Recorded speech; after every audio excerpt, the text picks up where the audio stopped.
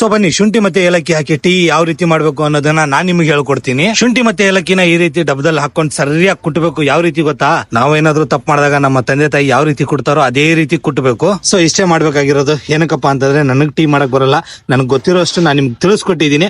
ಇದ್ರ ಬಗ್ಗೆ ನಿಮ್ಮ ಅಭಿಪ್ರಾಯನ ಕಮೆಂಟ್ ಮಾಡಿ. 10 ಗಂಟೆ ತನಕ ಅಂಗಡಿ ನೋಡ್ಕೊಂಡು 10 ಗಂಟೆಗೆ ನಾನು ಸೀದಾ ಮನೆ ಕಡೆ ಬಂದೆ. ಮನೆ ಕಡೆ ಬಂದು ಫ್ರೆಶ್ ಅಪ್ ಆಗಿ ಕಾಕಿ ಹಾಕೊಂಡು ನಾನು ಡ್ಯೂಟಿ ಮೇಲೆ ಹೋಗ್ಬೇಕು ಅಂತ ಅನ್ಕೊಂಡಿದ್ದೆ. ಬಟ್ ಇವತ್ತು ಡ್ಯೂಟಿ ಮೇಲೆ ಹೋಗಕ್ಕಾಗಲ್ಲ. ಕಾರಣ ಏನಪ್ಪಾ ಅಂತಂದ್ರೆ ಒಂದು ಶೋದವರು ಬಂದಿದ್ರು, ಅವ್ರಿಗೋಸ್ಕರ ಒಂದು ಇಂಟರ್ವ್ಯೂ ಕೊಡ್ಬೇಕಾಗಿತ್ತು. ಅದಕ್ಕೆ ವೇಟ್ ಮಾಡ್ತಾ ಇದ್ದೆ. ಸೊ ಬಂದಿದ್ ಯಾರಪ್ಪ ಅಂತಂದ್ರೆ ಸ್ಟಾರ್ ಸ್ಪೋರ್ಟ್ಸ್ ಅವ್ರ ಕಡೆಯಿಂದ ಈ ನಮ್ಮ ಇಂಟರ್ವ್ಯೂ RCB ಮ್ಯಾಚ್ ದಿನ ಬರುತ್ತಂತೆ. ಹಾಗೆ ನಮ್ಮ ಪರಶುರಾಮ್ ಶೆಟ್ರು ಕೂಡ ಬಂದಿದ್ರು.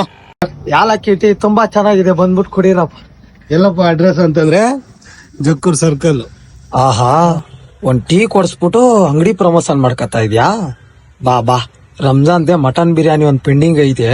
ಸೊ ವಿಡಿಯೋ ಶೂಟ್ ಮಾಡ್ತಿರುವಾಗ ಇನ್ನೊಂದ್ ಸ್ವಲ್ಪ ಇತ್ತು, ಅದನ್ನ ಚಿನ್ನಸ್ವಾಮಿ ಸ್ಟೇಡಿಯಂ ಹತ್ರನೇ ಮಾಡ್ಬೇಕಾಗಿತ್ತು. ಸೊ ನಮ್ಮ ಮಲ್ಲಿನ ಕರ್ಕೊಂಡು ಚಿನ್ನಸ್ವಾಮಿ ಸ್ಟೇಡಿಯಂ ಹತ್ರ ಹೋದೆ. ಅಲ್ಲಿ ಹೋಗ್ಬಿಟ್ಟು ವಿಡಿಯೋನ ಕಂಪ್ಲೀಟ್ ಮಾಡ್ಕೊಂಡು ಸೀದಾ ನಾವು ಮನೆ ಕಡೆ ಬಂದ್ವಿ. ದಾರಿಲಿ ಹೋಗುವಾಗ ಬರುವಾಗ ತುಂಬಾ ಜನ ಗುರ್ತಿಡ್ದು ಮಾತಾಡ್ಸಿದ್ರಿ, ತುಂಬಾ ಧನ್ಯವಾದ.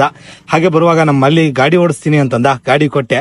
ಇನ್ನು ಎಲ್ಬೋರ್ಡು ಅದಕ್ಕೆ ಸೈಡ್ ರೋಡ್ ಅಲ್ಲಿ ಕೊಟ್ಟಿದ್ದೆ ಓಡಿಸ್ಲಿ ಅಂತ. ಇನ್ನು ಕಲಿತಾ ಇದ್ದಾನೆ ನಮ್ಮಲ್ಲಿ ಎಲೆಕ್ಟ್ರಿಕ್ ಆಟೋ ಅಷ್ಟೇ. ಸೊ ಮತ್ತೆ ಮಲ್ಲಿಗೆ ಬಾಯ್ ಹೇಳ್ಬಿಟ್ಟು ನಾನು ಅಂಗಡಿ ನೋಡ್ಕೊಂಡು ಕೂತ್ಕೊಂಡೆ. ಏನಕ್ಕಂದ್ರೆ ಟೈಮ್ ಆಲ್ರೆಡಿ 5 ಗಂಟೆ ದಾಟಿತ್ತು, ಆ ಕಾರಣಕ್ಕೆ.